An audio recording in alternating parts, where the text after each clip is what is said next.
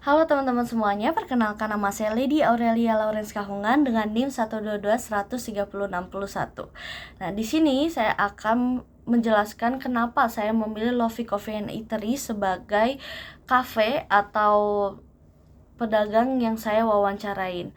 Nah, yang pertama, jadi ketika saya mencari tahu tentang kafe-kafe hidden gem di Google, dan yang paling muncul di pencarian pertama adalah Lofi Coffee and Eatery ini sendiri. Jadi saya merasa tertarik. Dan ketika saya ke sana, saya mau mewawancarai Mas Fahmi. Nah, dan di sana dikatakan bahwa Lofi Coffee and Eatery ini sudah buka sejak tahun 2022 dan dia terletak di Tebet Timur, Jakarta Selatan. Nah, di sini apa latar belakang usaha ini? Jadi mereka membuka usaha Lofi Coffee and Eatery ini, cafe ini membuka dengan tujuan memperkenalkan makanan Korea. Tapi mereka juga tidak mau meninggalkan budaya Indonesia, sehingga di dalam sana juga ada makanan-makanan Indonesia atau Indonesian food. Tapi di sana juga supaya semakin beragam dan bervariasi, mereka menambahkan western food di sana. Dan ini menurut saya menarik karena makanannya atau menunya yang bervariasi, dan juga di sana juga mereka memberikan pelayanan yang sangat ramah dan sangat baik menurut saya dibandingkan beberapa tempat yang lain. Itu yang membedakan mereka, dan itu membuat saya menarik untuk mewawancarai cafe ini, karena ini cafe kecil yang menurut saya hidden gem, karena saya sendiri pun baru tahu dan ternyata worth it itu untuk datang ke sini. Jadi mari kita langsung masuk aja ke BMC Modelsnya. Check it out. Oke, sekarang kita masuk ke BMC modelnya. Yang pertama kita akan bahas tentang consumer segments. Jadi siapa sih pelanggan yang mereka harapkan untuk dapat, untuk mereka tarik tujuannya mereka. Dan ketika saya menaikkan hal itu, mereka menjawab bahwa semua umur. Jadi dari anak-anak hingga orang yang sudah tua seperti kakek nenek. Karena mereka tujuannya untuk membuat cafe ini yaitu membuat cafe yang memberikan kehangatan seperti kumpul bersama keluarga. Jadi semacam family cafe gitu. Nah, lalu berikutnya value propositions. Apa yang membuat dia beda daripada kafe-kafe yang lainnya atau tempat food Korean lainnya. Jadi yang pertama yaitu kalau kita cari di tempat makanan Korea manapun, pasti mereka tidak ada menjual makanan selain makanan Korea. Tapi di sini ada jualan makanan Indonesia dan juga western food. Jadi makanannya itu benar-benar bervariasi dan beragam, dan ketika melihat menunya memang banyak dan semuanya terlihat sangat enak. Lalu yang membedakannya di sini adalah croffle-nya. Mereka memiliki croffle yang memang pembuatannya itu menggunakan bahan-bahan dan juga bumbu-bumbu rahasia teracikan dari Italia langsung. Nah, di situ ada croffle, ada 3 klasik. Klasik itu yang biasa lalu kita celupkan ke dalam saus. Lalu yang kedua ada savory, dan yang ketiga sweet. Nah, yang dapat dari Italia itu adalah yang sweet, karena sweet itu kan ada gelatonya. Nah, gelatonya itu berasal dari Italia langsung.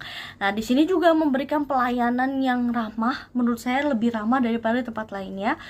Dan itu membuat saya merasa seperti menjadi bagian dari keluarga mereka. Dan ketika saya mengatakan hal tersebut, mereka mengatakan iya, itu tujuan kita, itu yang menjadi value proposition kita juga, karena kita ingin orang lain tuh merasa seperti keluarga. Jadi mereka melihat pelanggan bukan hanya sekedar sebagai sumber pendapatan, tapi juga memang ingin merangkul.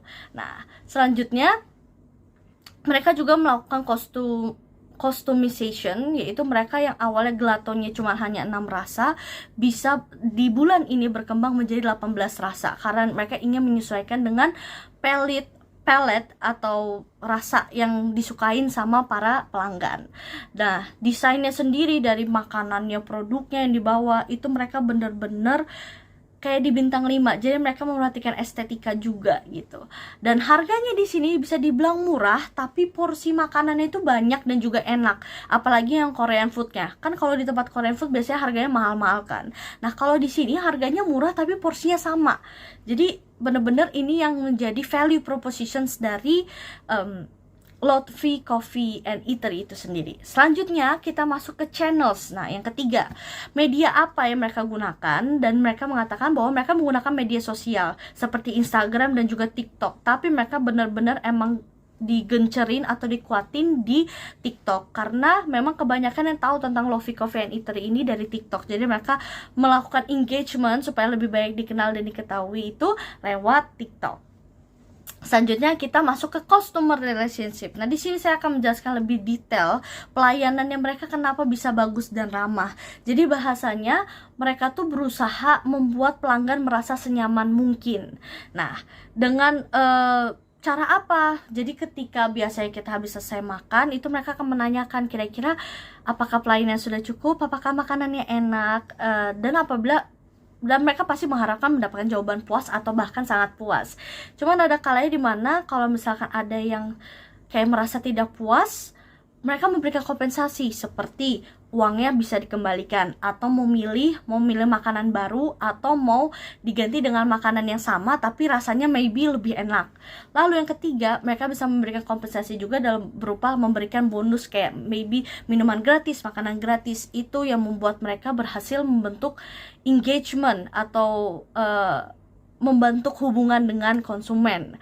Lalu berikutnya kita masuk ke revenue streams. Nah, revenue streams itu kalau dari dalam sendiri mereka itu meningkatkan sumber daya manusianya dan mereka juga meningkatkan kualitas makanannya.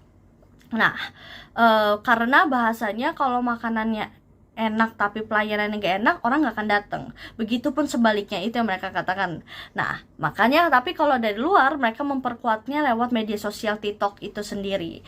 Lalu berikutnya key resources. Nah, key resources itu mereka ada physical resources, yaitu bangunan yang mereka punya, yang mereka sewa. Lalu ada juga intellectual resources, yaitu untuk hak cipta. Mereka mengambil hak cipta supaya Lotte Coffee and Eatery ini tidak bisa diasal ambil aja sama orang. Lalu human resources, pastikan sumber daya manusianya, para karyawannya, dan juga financial resources, yaitu pendapatan utama yang pastinya didapatkan dari pelanggan yang setia. Lalu berikutnya key activities, aktivitas utama apa sih yang dilakukan mereka supaya bisa menunjukkan value proposition mereka. Nah, mereka tuh seperti yang sudah dijelaskan sebelumnya bahwa mereka memastikan kenyamanan dan mereka sangat-sangat ramah terhadap para konsumen atau pelanggan, dan juga mereka menanyakan, memastikan apakah pelayanan yang diberikan sudah memuaskan atau tidak. Dan mereka melihat kita bukan hanya sebagai sumber pendapatan tapi juga sebagai keluarga dari Lofi Coffee and Eatery itu sendiri. Nah, kalau key partnershipnya, sumber daya utama mereka itu sudah disajikan oleh Lofi Pusat, sehingga mereka Lofi di Tebet ini hanya menerima langsung bahan baku jadinya. Tapi mereka memang belum memiliki kerjasama atau mitra. Tapi mereka sudah memiliki atau ada beberapa influencer yang mau mereview tempat makannya mereka tanpa harus dibayar. Selanjutnya terakhir kita masuk ke cost struktur. Mereka tidak menjelaskan lebih dalam, namun mereka menjelaskan ada fixed cost, yaitu biaya untuk membayar karyawan, POS atau point of sales, juga membayar sewa gedung. Nah, lalu ada juga variable cost, itu ada legalitas, maintenance, dan juga mereka membayar biaya produksi. Meskipun mereka mendapatkan Lofi Pusat atau memiliki Lofi Pusat, mereka harus menyisihkan berapa persen untuk membayar atau menyalurkannya ke Lofi Pusat, karena kan suka tidak suka untuk membuat bahan-bahan baku utamanya yang mereka butuhkan untuk makanan itu membutuhkan uang juga. Jadi mereka berapa persen diserahkan kepada Lofi Pusat.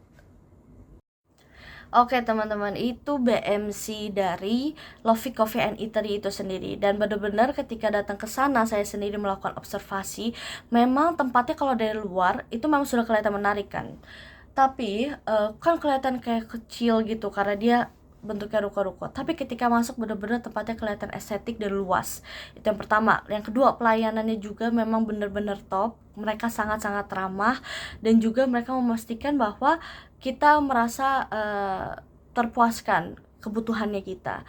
Lalu yang kalau ke sana juga memang worth it banget karena harga makanannya yang lebih murah dibandingkan tempat makanan Korea lainnya. Tapi porsinya tuh bahasanya sama atau bahkan lebih banyak. Itu yang pertama. Yang kedua, makanannya lebih bervariasi karena ada Indonesian food dan Western food. Dan yang ketiga terakhir, kalau ke sana wajib banget suka sama croffle-nya. coba beliin Craftly karena memang bener-bener enak sih menurut saya, karena saya sendiri udah sampai coba. Oke teman-teman, kurang lebihnya mohon maaf apabila ada salah kata dan terima kasih.